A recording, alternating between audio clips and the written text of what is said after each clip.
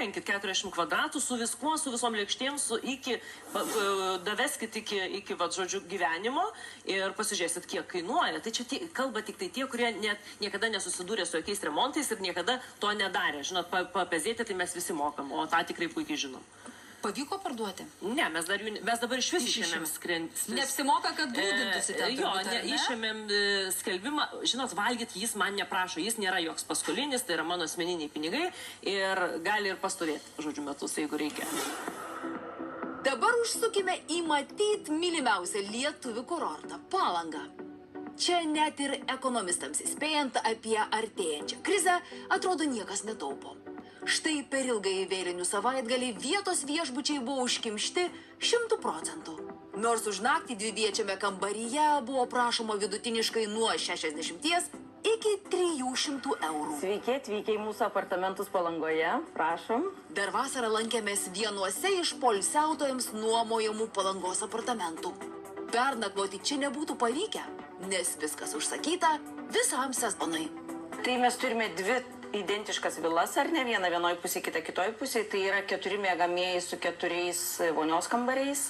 Ir pati piko, ar ne, jau Liepa, rugpjūtis, jau vasara piko metu nesiskaito savaitgalis, ne savaitgalis, tai yra 450 eurų už parą.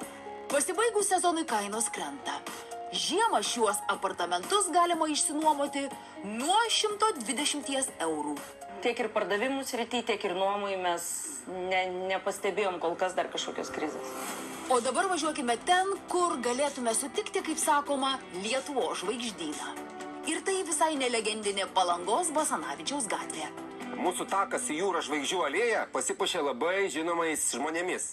Saugirdas Vaitulionis, Natalija Bunkė su Edgaru, Simona ir Jonas Nainiai, Lukas Gricius ir Naglis Bėransas.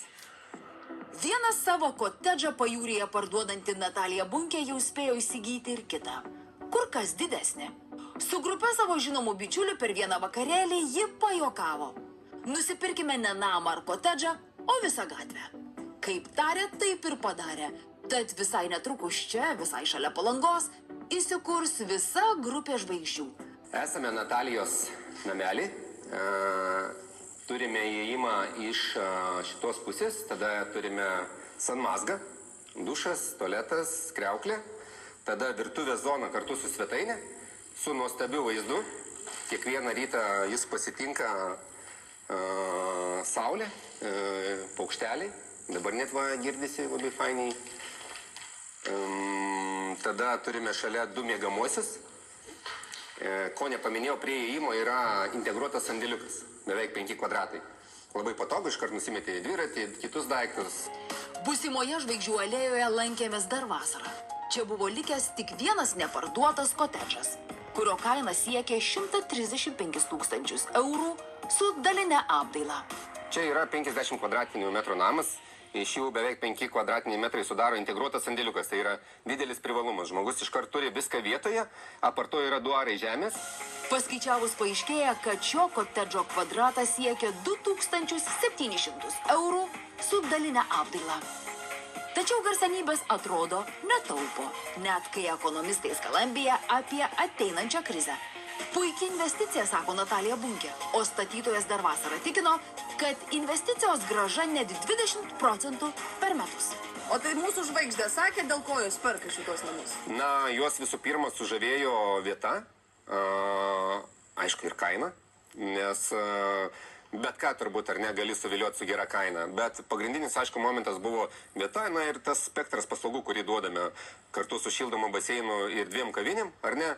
Chill grill zonos, vaikų žaidimo aikštelė, sandėliukai, parkavimas, netgi yra jau ir asfaltuotas privažiavimas.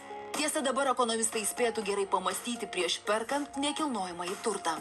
Palūkanos kyla, tad už paskolą pirkti vasarnamiai gali atsirūkti. Arūnai,